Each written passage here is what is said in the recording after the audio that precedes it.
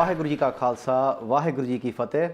Welcome to Khalistan, Origins of a Nation, a series of shows brought to you by the National Sikh Youth Federation. My name is Azadveer Singh and I'll be your host throughout the series. I'm joined by our regular panelists and co-founders of the NSYF.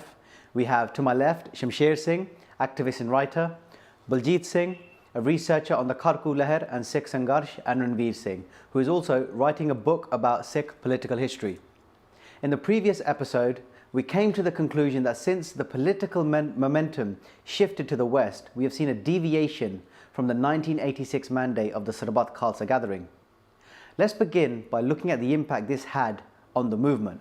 Shamsher Singh, what were some of the implications after the political momentum moved out to the West? So as the Sikh diaspora started growing outside of Punjab, we saw an inevitable deviation of the methods used by Sikhs in pursuit of their political objective, which was Khalistan.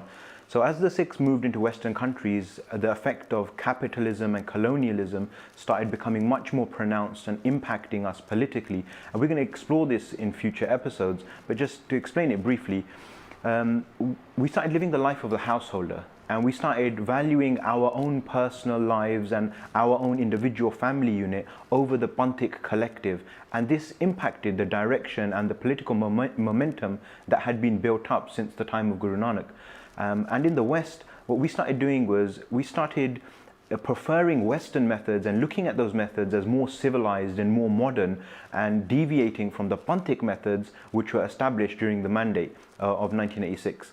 And this ultimately reduced Panthic activism to a futile means and undermined Sikh sovereignty.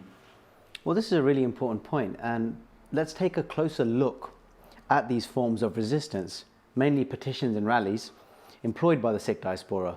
Ranveer Singh, do you think that these are effective methods in achieving the mandate set out in 1986? No, they're not effective. If we look at this in light of what we've already discussed in previous episodes, it becomes evident that they've resulted in us losing sight of the original political objective, which was liberation. And it's diverted our attention and our resources down a different path. In fact, I'd probably go as far as to say that they've actually contravened the actual mandate itself. They have. If we look at, for example, petitioning foreign governments and international organizations such as the UN, dozens of these initiatives have been attempted by the Panth over the last 3 decades, and we have to accept that they haven't worked. Why haven't they worked? Well, there's many reasons for that, but the straightforward answer is that they don't work by design. They are not meant to work. If we look at what we are doing, we are petitioning a third-party government to implement change in another government, i.e. India. And there is these third-party governments such as the UK or Canada or the US that we might petition, they have no interest or motive to try and implement change in India. Yeah, a clear example of this are the Panthic rallies that happen in the diaspora. And these rallies happen under the banner of freedom, justice, truth, and all sorts of high and mighty ideals, but they're subservient forms of controlled resistance. If we look at these rallies as symbolic acts of remembrance, then perhaps they may achieve something. In the UK alone, we spend every year for the last 30 years tens of thousands, if not hundreds of thousands of pounds on these acts of remembrance. And this is something that we should question our community. Within our community, are we spending this money for a symbolic act of remembrance effectively? And if not, how better could we remember the events of 1984? Because clearly these rallies will not achieve justice for the Panth, and they contravene the Panthic mandate, because this isn't a form of resistance that is accepted by the Panth. And in addition to petitions and rallies, we've seen recently an emergence of cries for inquiries, where the Panth has essentially asked a government to inquire what took place. And a perfect example of this is the revelation that came out last year, where it became evident that the British colluded with India during the attack on the Darbar Sahib. And we've really got to question ourselves as to, do we really think that they will tell us something that we don't already know? With this particular example, this discussion regarding other governments being involved was talked about prior to this. And in fact, there's been discussions where other intelligentsia, such as Mossad, have been suggested to have been involved. So the point I'm trying to say is that effectively all of these calls for inquiries, they have no effect. They bring nothing of substance to the original mandate that was set in 1986.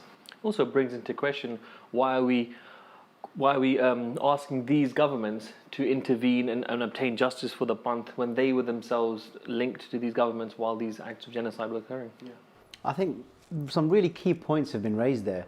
Specifically, Shamsher Singh, you mentioned data, and that's important. In the day and age we live in, we do have access to technology that we could analyze and really see the effectiveness of these means of so-called protest.